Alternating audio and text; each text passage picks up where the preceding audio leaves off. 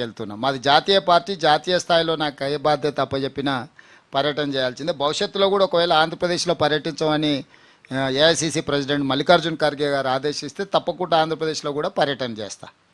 Next. Sir, Sandeep from Telangana today, sir.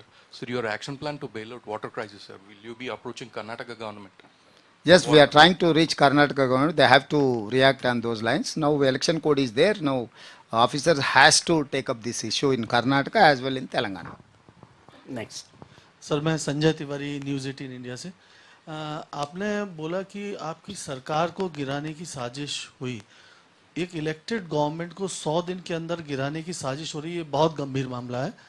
कौन लोग हैं इसके पीछे, और क्या आपका इशारा केंद्र सरकार या बीजेपी की तरफ भी है, क्योंकि आप कहते रहे हैं कि बीआरएस और बीजेपी एक ही प्लेटफॉर्म पे है? हाँ, इसीलिए मैं जिम्मेदारी से ये बात कह रहा हूँ। ये साजिश नहीं किए तो कैसे इलेक्टेड रिप्रेजेंटेटिव्स या फॉर्मर चीफ मिनिस्टर 6 महीने में सरकार गिर जाएंगे, ऐसा क्यों वो बयान दे रहा है? और दूसरी तरफ Bharatiya Janata Party, doctor Lakshman who is Rajya Sabha member and OBC cell chairman of Bharatiya Janata party national level, उन्होंने भी कहा कि भाई पार्लियामेंट चुनाव होते ही ये सरकार हम गिरा देंगे। जो हमारा एक्शन प्लान है हिमाचल प्रदेश में हम कर दिया, अभी आगे हम तेलंगाना में कदम उठाएंगे। सीधा सीधा सबके सामने ऐसे बयान भारतीय जनता पार्टी और बीआरएस दोनों बयान दे रहा है। इसका मतलब इनका ने 39 है, उनका ने 8 लोग है, 2 मिलाए तो भी सरकार बनाने का मौका नहीं है। ये लोग ऐसे बयान देकर ये दोनों के बीच में जो चर्चा हो रहा है, 8 से सरकार नहीं बनने वाले। सेम वही लाइन्स पे बीआरएस वाले भी बोल रहे हैं। ये 2 मिलने के बाद और बाकी का कार्रवाई ये लोग करने के लिए कोशिश कर रहे हैं। इसीलिए ऐसे बयानों को मुंह तोड़ जवाब देने के लिए हमारे कहने भी पूरा तैयार, माल मसाला पूरा तैयार है। जब जरूरी है तब मैं वो भी काम करके दिखाऊंगा. సీఎం గారు, ఇక్కడ అరవింద్ అండి, political editor, Raj news. My question is, ప్రతిపక్ష నాయకుడిగా రేవంత్ రెడ్డి ఎవరెవరైతే ఐఏఎస్ ఐపీఎస్ అధికారుల చేతిలో ఇబ్బందులు పడ్డారో వాళ్ళ భవితవ్యం ఎలా ఉండబోతుంది ముఖ్యమంత్రి అయిన తర్వాత? ఖచ్చితంగా పేర్లు కూడా కావాలంటే పేర్లు ఇప్పటికే మీరు ఒక ప్రభాకర్ రావు గారి పేరు చెప్పారు, స్టీఫెన్ రవీంద్ర పేరు గతంలో చెప్పారు, మరికొంతమంది ఐఏఎస్లు ఐపీఎస్ల పేర్లు చెప్పున్నారు. వీళ్ళ నాయకుల నుంచి అధికారుల వరకు వ్యక్తిగత కక్షా సాధింపు చర్యలు ఉండవు. వాళ్ళు బాధ్యత నిర్వహించేటప్పుడు అధికారిక ఉల్లంఘన పాల్పడిన, తప్పిదాలకు వాళ్ళు సహకరించిన చట్ట పరిధిలో విచారణ జరుగుతుంది. సమయం సందర్భం వచ్చినప్పుడు విచారణ జరుగుతుంది. అందరు అధికారుల మీద ఒకేసారి విచారణకు ఆదేశించడము, అందరు ప్రజాప్రతినిధులను ఒకేసారి తీసుకెళ్ళి జైల్లో పెట్టడము, ఇట్లాంటి కక్షా సాధింపు చర్యలకు మేము పాల్పడము. ఎన్నికల ముందు అవసరాలకు అరెస్టులు చేయడము ఇట్లాంటివి ఉండవు.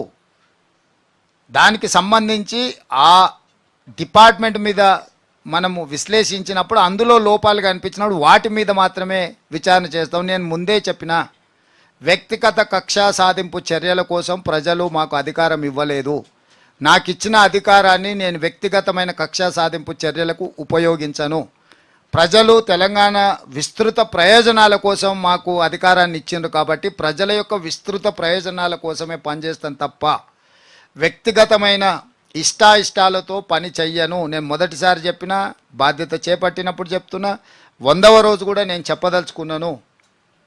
అట్లాంటి విధానాలు నాకు వ్యక్తిగతంగా నష్టం జరిగినా, నాకు ఎవరి మీద కోపం ఉన్నా అది నా వ్యక్తిగతానికి సంబంధించింది, ప్రజలకు దీంతో సంబంధం లేదు. ప్రజల యొక్క ప్రయోజనాలకు సంబంధించి మాత్రమే చర్యలు ఉంటాయి.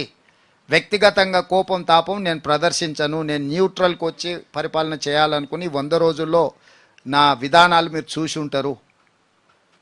నెక్స్ట్ సార్ శశికాంత్ వెలుగు. సార్ శశికాంత్ వెలుగు. ఐ డోంట్ ప్లీజ్ సార్, గతంలో మేము ఒక విజన్ డాక్యుమెంట్ గురించి విన్నాం, విజన్ 2020 అని. కానీ ఆ ప్రభుత్వం 10 ఏళ్ళ అధికారంలో ఉంది. మీరు కూడా నిన్న మేము 10 ఏళ్ళ అధికారంలో ఉంటామన్నారు.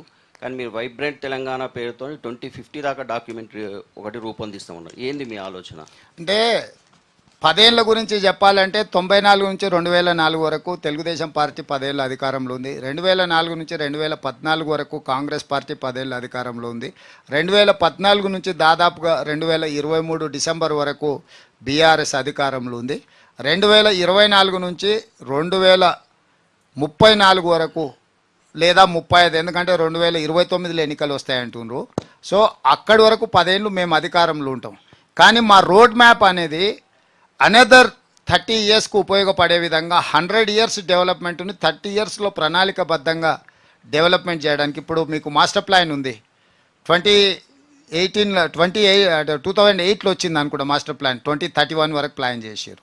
సో ఒక మాస్టర్ ప్లాన్ ఏది చేసినా, ఒక విజన్ డాక్యుమెంట్ ఏది చేసినా భవిష్యత్ అవసరాలను దృష్టిలో పెట్టుకొని చేసేది. మేము వైబ్రెంట్ తెలంగాణ 2050 కూడా అప్పటి వరకు ప్రణాళికబద్ధంగా మన బడ్జెట్ ఆదాయాన్ని కానీ, మన పెట్టుబడులను కానీ, మన అభివృద్ధి విధానాన్ని దృష్టిలో పెట్టుకొని ఒక మెగా మాస్టర్ ప్లాన్ తయారు చేస్తున్నాం. ఎవరు వచ్చినా కూడా ప్లేట్ మీల్స్ కింద అప్పటికప్పటికి అడహాక్ డెసిషన్స్ చేయకుండా ఒక ప్రాపర్ విజన్ ఇవ్వదలుచుకున్నాం. ఎవరు వచ్చినా అధికారంలోకి మేమే 10 ఏళ్ళు నేను ఎక్స్పెక్ట్ చేస్తున్నాం. మీరు అందరు కలిసి 20 ఏళ్ళు ఇచ్చారు అనుకో, వద్దంటమా? అనం కదా, నాకు వయసు ఉంది, ఓపిక ఉంది కదా.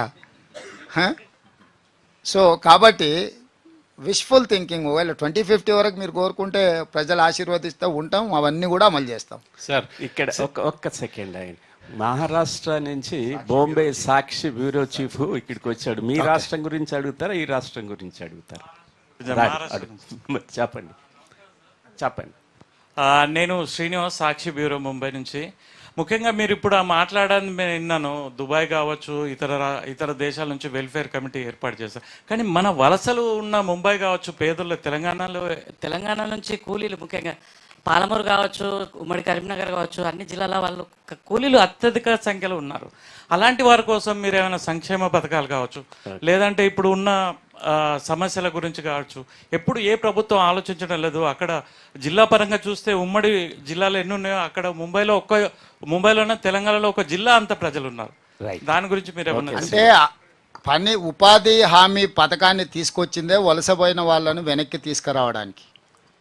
ఇవాళ 100 రోజులు పని దినాలు కల్పించడం ద్వారా వలసల్ని నివారించాలనేది మా ప్రభుత్వ విధానం. జాతీయ స్థాయిలో మేము తీసుకున్న NREGS అనే పథకం తెచ్చిందే వలసల్ని నియంత్రించడానికి. ఒకవేళ వాళ్ళ నైపుణ్యం ఇక్కడ అవకాశాలు రాకపోతే నైపుణ్యం కోసం పెంచుకోవడానికి ఇతర ప్రాంతాలకు పోయినా, ముంబైయే కాదు, ఈరోజు అమెరికాలో ఇతర దేశాలలో కూడా ఐటీ నిపుణులు ఉన్నారు. వాళ్ళందరూ ఏంటంటే వాళ్ళకి ఎక్కువ జీతాలు వచ్చి ఎక్కువ ఆదాయం వచ్చేది ఉంటే వాళ్ళు అక్కడికి పోయినా మనం వెనక్కి పిలిస్తే రారు.